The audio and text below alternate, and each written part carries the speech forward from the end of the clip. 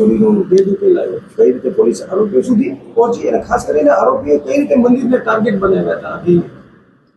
તારીખ 6 નવેમ્બરની રાત્રિના late night દરમિયાન ગાગોદર પોલીસ સ્ટેશનના ચિત્રોડ ગામમાં અલગ અલગ મંદિરોમાં રાત્રિમાં ચોરીના બનાવ જે છે એ ધ્યાને આવેલા હતા. જે બનાવ ધ્યાને આવેલા તાત્કાલિક પોલીસ દ્વારા એને શોધવા માટે અલગ અલગ ટીમો બનાવવામાં આવેલી હતી. એમાં જે ચોરીના જે બનાવ બનેલા હતા એમાં મંદિરમાંથી માતાજીના છતર, ત્યાં દાનપેટીમાંથી રોકડા રકમ અને એની સાથે સાથે મંદિરના અંદરમાં જે ભાગમાં અલગ અલગ વસ્તુઓ જે વપરાણી હોય એ એવા ચાંદીના આઇટમ અલગ અલગ જે હતા એ આ ચોરીમાં મુદ્દામાલમાં ગયેલા હતા. જ્યારે આ બનાવ બનેલ ત્યારે અમારા દ્વારા પણ ત્યાં જગ્યાની વિઝિટ લેવામાં આવેલી અને રેન્જ આઈજી સાહેબ તરફથી જે સૂચના મળેલી, જેમાં પોલીસ દ્વારા જે છે એક જિલ્લા પોલીસની એસઆઈટીની ટીમ ગઠન કરવામાં આવેલી, જેમાં ભચાઉ ડીવાયએસપીના નેતૃત્વમાં જેમાં એલસીબી, આડેસર, ગાગોદરના થાણાધિકારી અને એમની સાથે સાથે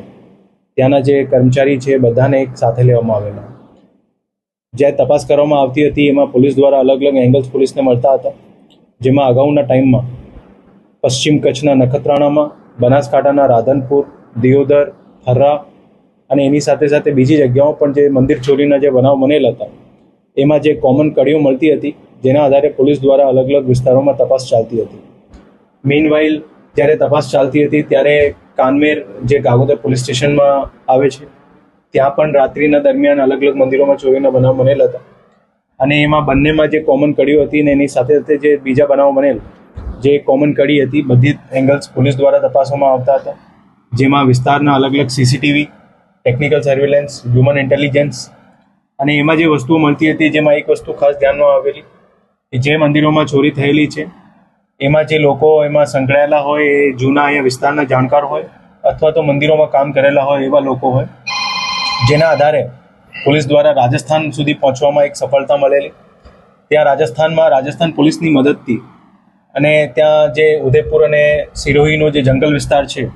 ત્યાં જંગલોમાંથી અમારે કચ્છ જિલ્લા પોલીસની ટીમ ત્યાં રાત્રિ દરમિયાન જંગલમાં જઈને આ જે ઓવરઓલ આરોપીઓ પકડવામાં આવ્યા છે, જેમાં અત્યાર સુધી ટોટલ 6 આરોપી પકડવામાં આવ્યા છે. 6માંથી 5 જે છે ત્યાં રાજસ્થાનના ગરાસિયા ગેંગના સભ્ય છે અને એ સભ્યોમાંથી અમુક સભ્યોને ત્યાં રાત્રિમાં જંગલોમાં પકડવામાં આવ્યા. જે કામગીરી જે અમારી ટીમ દ્વારા કરવામાં આવેલી જે ખૂબ સરાહનીય અને પ્રશંસા કામગીરી છે કે રાત્રિ દરમિયાન પણ ત્યાં જંગલોમાં જઈને આરોપીને પકડવામાં આવેલા. અને જે આ બનાવ બનેલ હતું એ બનાવ હતું જે ધાર્મિક આસ્થા સાથે પણ જોડાયેલું હતું, એટલે પોલીસની ફર્સ્ટ પ્રાયોરિટીમાં હતું કે આમાં ડિટેક્ટ કરવામાં અને જે રીતની અમારી અલગ અલગ ટીમો બધી લાગેલી હતી કોર્ડિનેટેડ વેમાં આમાં કામ કરતી હતી, એટલે આને બંને ગુનાને પ્લસ જે જૂના ગુના હતા એને ડિટેક્ટ કરવામાં સફળતા મળેલી. કાનમેર અને ચિત્રોડમાં જેટલું ચોરીમાં જે મુદ્દામાલ ગયેલ હતું મેક્સિમમ મુદ્દામાલ પોલીસ દ્વારા રિકવર કરવામાં આવેલ છે, જેમાં છતર, રોકડા રકમ અને મંદિરમાં જે બીજા ઉપકરણ જે ઉપયોગમાં લેવામાં આવેલા હતા,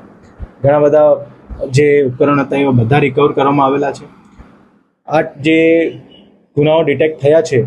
એમાં ટોટલ 8 આરોપી છે. 8માંથી 6 પોલીસ દ્વારા પકડવામાં આવેલા છે, જેમાં એક સોની વેપારી પણ છે જેના દ્વારા મુદ્દામાં લેવામાં આવેલ હતું અને જે આરોપીઓ સાથે અગાઉથી સંકળાયેલું હતું. 2 આરોપી છે એ પકડવાના બાકી છે,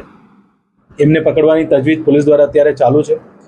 ઓવરઓલ જે કામગીરી કરવામાં આવી છે એમાં જે અધિકારી અમારા સંકળાયેલા હતા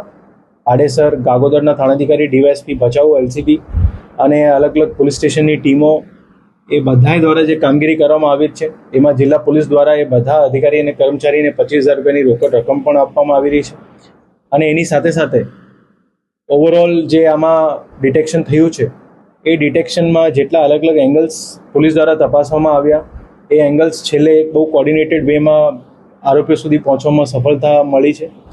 અને જે ઝડપી રીતે પોલીસ દ્વારા કામગીરી કરવામાં આવી એ કામગીરી ખૂબ સરાહના પાત્ર છે. અને અગાઉમાં પણ જે ઓવરઓલ આ મંદિર ચોરીમાં જે અમારી વર્કિંગ ચાલતી હતી એ લિંક સુધી પહોંચવામાં પણ એમાં ખૂબ સફળતા મળી છે. સર, ખાસ કરીને જે મહત્વની કડી સાબિત થઈ કઈ રીતે મંદિરને સર્ચ કરતા હતા અને કઈ રીતે મજૂર તરીકે જોડાઈને એ લોકો આ મંદિરને ટાર્ગેટ કરતા હતા એ શું વિગત? જે આરોપીઓ પકડાયા છે એમાં ટોટલ અત્યારે 6 આરોપી છે અને જે બીજા બે પકડવાના બાકી છે એમનો બધાનો જે ગુનાહિત ઇતિહાસ જોયો તો એ આરોપીઓ ચોરી સાથે, અમુક આરોપી લૂંટ સાથે એવા બધા ગુનાઓ સાથે સંકળાયેલા હતા અને એમની જે હિસ્ટ્રી જોવામાં આવતી હતી અને એમાં જે અમને પોલીસને લિંક્સ મળતા હતા જ્યાં વિસ્તારોમાં બનાવ બનેલા હતા અથવા તો બનતા હતા બનાવ, ત્યાં આરોપીઓ દ્વારા ત્યાં મંદિરમાં ઓલરેડી જૂની કામગીરી કરવામાં આવેલી હતી અથવા તો વિસ્તારથી પરિચિત હતા, કારણ કે આરોપી પથ્થરના કામથી, પથ્થરની ઘડાઈના કરવાના કામથી પરિચિત હતા. એટલે વિસ્તારની ભૌગોલિક પરિસ્થિતિ પણ ઘણા બધા આરોપીઓ જાણકાર હતા. અને જે આરોપી એમાં પકડાયેલા છે એમાં 1-2 આરોપી બધા ગુનાઓમાં કોમન છે અને બીજા આરોપી અલગ અલગ ગુનાઓમાં સંકળાયેલા હતા. એટલે એ રીતે વિસ્તારની ભૌગોલિક પરિસ્થિતિ, ત્યાં જૂના મંદિરોમાં જે કામ કરેલા હોય તો એના લીધે ઓવરઓલ પરિસ્થિતિ વાકેફ થઈને એ મંદિરોને ટાર્ગેટ કરવાની એ લોકોની પ્લાનિંગ ચાલતી હતી. ટોટલ કેટલા મંદિરોની ચોરીનો ભેદ ઉકેલાયો છે? એમાં જે અત્યારે ડિટેક્ટ કરવામાં આવ્યા છે એમાં કાનમેર અને ચિત્રોડના જે ટોટલ 18 જેટલા મંદિરોના છે અને એની સાથે સાથે જે બીજા ગુનાઓ જે ડિટેક્ટ થયા છે, એટલે ઓવરઓલ 30થી વધારે મંદિરોની જે ચોરી થઈ છે એટલા ગુનાઓનો પોલીસ દ્વારા એમાં ડિટેક્શન કરવામાં આવ્યું છે.